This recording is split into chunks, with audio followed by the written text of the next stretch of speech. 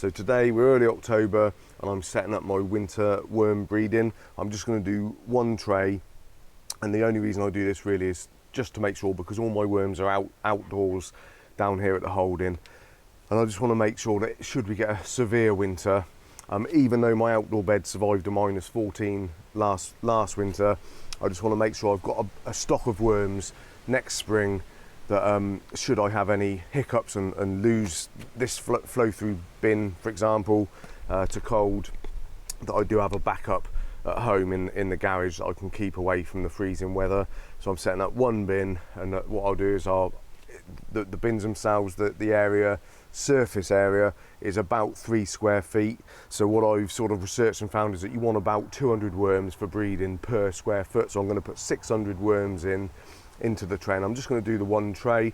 And what I'm going to do every 3 weeks, I'll sieve out the cocoons, separate the worms into new bedding, sieve out the cocoons, and I'll tip them into an old recycling bin, a big, it's about the same surface area, but obviously much deeper. And what I do every 3 weeks, sieve it out, and I'll just put them into there, and I'll just fill it up, and I'll fill up 1 or 2 of those through the winter, and that'll just give me a nice sort of backup supply of young worms for the spring.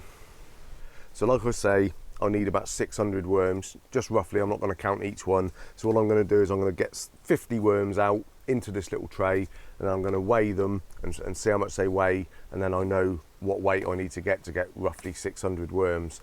So let's get the cover off and start picking some worms out.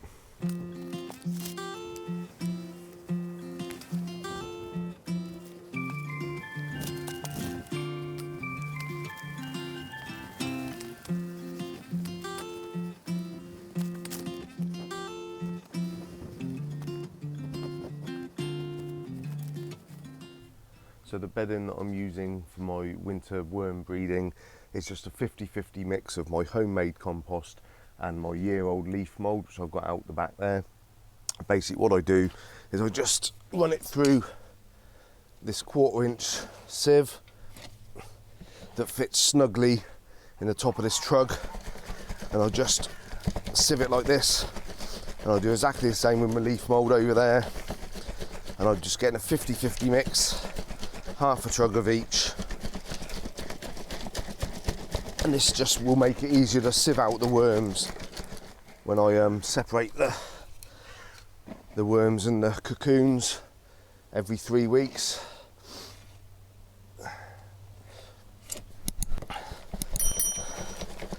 So it just doesn't take long to get a fairly good amount.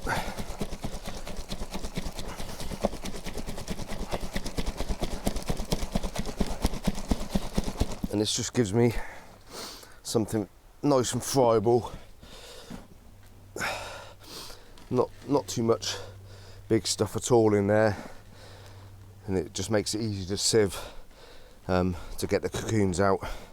And like I say, it's just 50-50 homemade compost and leaf mould, and that's purely what I use for the bedding.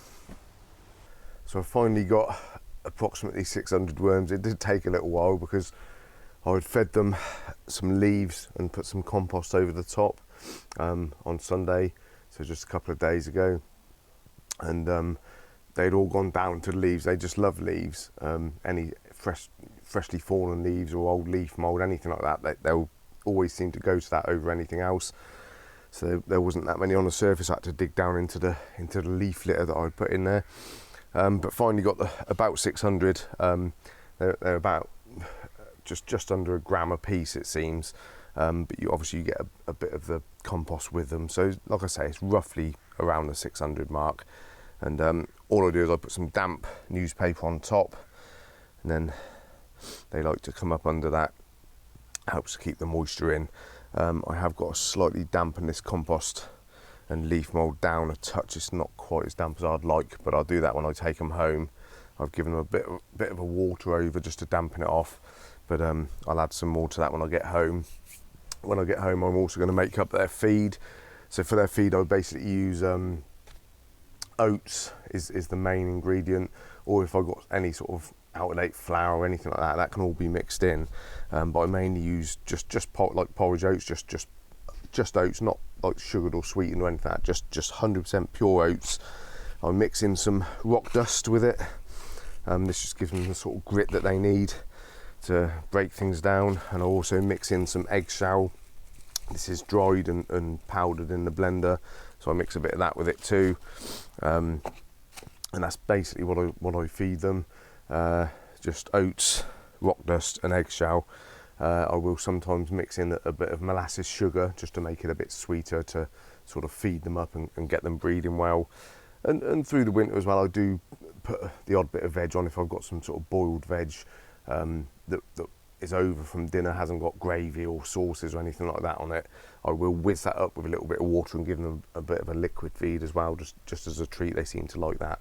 So, but I don't want to put anything in that it's going to take weeks to break down, because obviously I've got to sieve it out every 3 weeks and separate the cocoon. So I don't want anything big and lumpy that's going to cause a problem. So it's just the powdered oats. I put it all in the Ninja blender, the oats, the eggs and the rock dust, whiz it all up in the blender so it's a fine powder, and I just give them sort of a teaspoon a day over the top, and that pretty much does it. They get nice and fat on that, and they come up to the top and they all go through it together, and when they're touching each other as they're feeding, they just naturally breed. And that's how you get the sort of the highest amounts of cocoons, is you want to get them all up and feeding together under your paper or plastic or whatever you're using as a cover. Keep them feeding in 1 strip or 2 strips under there, and that's where they'll get all together and do their breeding. But anyway, I'm going to get these home now and put them on the side. Right, so this is where I'm going to keep the worms through the winter, just on my workbench here. It's a bit of a mess. I don't have a lot of room, like most people's garages. It just gets full of junk. But basically what I've got to do to keep the worms from climbing out is I use one of these clip lights. Now, I bought these last year off Amazon, and they are just 1 watt bulbs. They're all tangled up. Hold on 1 second. They're a 1 watt bulb, and this takes about 5p a week to run, so it costs pretty much nothing. And I don't leave this on a timer. I leave it on permanently, 24 hours a day. So I'll just clip that up on the shelf there, and it doesn't look all that bright, but when the garage light is off, it's plenty bright enough. I'll just leave it directly over the top like that. I'll just turn the light off quick just to show you. So that is with the lights off, and that is just enough. I've used these all last year. I had 2 trays in here last year with the other clip light too, and that is enough light. It stops the worms coming out up into the light, so it does work. And like I say, that's only about 5p a week. It's a 1 watt LED bulb. It doesn't get hot or anything.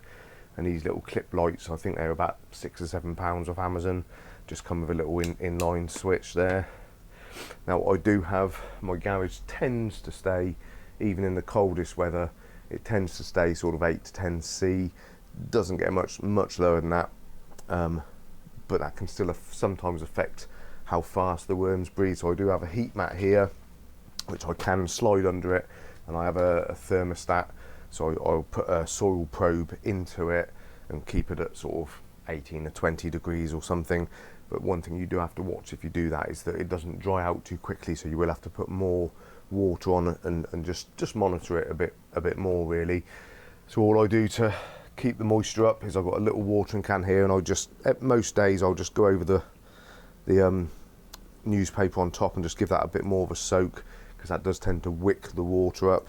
So I'll give that a bit of a soak. But what I also do each time I feed, so I've just made up some feed. This is my rock dust, eggshell and oats. I do occasionally put some chicken pellets in it, but you don't really need to. The oats have the protein and all that in it as well. So what I will do when I feed, I'll feed every day or 2, and I'll just pull that back, and I'll just get a heat teaspoon and just sprinkle it sort of down the middle. Sometimes I'll give them a couple now just to get them started. Just sprinkle that across the middle, and then what I do is I get my sprayer, and this is all rainwater, and I give that a good a good damp down, and I just go over all the compost and the underside of the newspaper, and I'll give that a good dampen down, and I'll do this every day. And then I'll just monitor the compost by hand. Like I say, it is a little bit dry, so I'm gonna just put a bit of moisture on it over the next few hours, and wait till it's soaked all that up. And just, you want to keep it on this higher end really of moist, sort of between 80 and 100% moisture really for breeding, to keep them happy. So I'll keep doing that over the next few hours until I'm happy it's fully sort of soaked up. And you don't want any standing sort of puddles of water. If you pull the compost back, you don't want any puddles of water, but you want it really nice and moist. So keeping the paper on top, that gives them somewhere nice and dark to come up and feed. And like I say, they'll all get together when they're feeding, and that's when they'll mate, and you'll get all the cocoons. Then every 3 weeks, because you don't want the cocoons to start hatching, because you'll damage the baby worms when you're trying to sift them out. So every 3 weeks I'll scoop them out, put them through a sifter, put them into fresh bedding in another tray, and I'll put all this compost with all the cocoons into a recycling bin, a black recycling bin, which is about the same size as this, but about this high. And I'll just fill that up. And if I do a couple of those by the end of the winter, then I'll be happy. That'll be a nice lot of extra worms then for the spring to top my beds up. So yep, that's winter worm breeding. One bin this year, just a little. I like to monitor them. It gives me something to do with them through the winter, because the outdoor beds, I'll just kind of top them up and leave them alone. So this gives me a chance to sort of play around with them a bit, and I just like to sort of watch them and learn really. But yeah, nice lot of worms for the spring. So yeah, I'll keep up to date on these. Maybe do a little video when I'm sifting the cocoons out to see what we've got. But until then, we will see you next time, guys, and take it easy.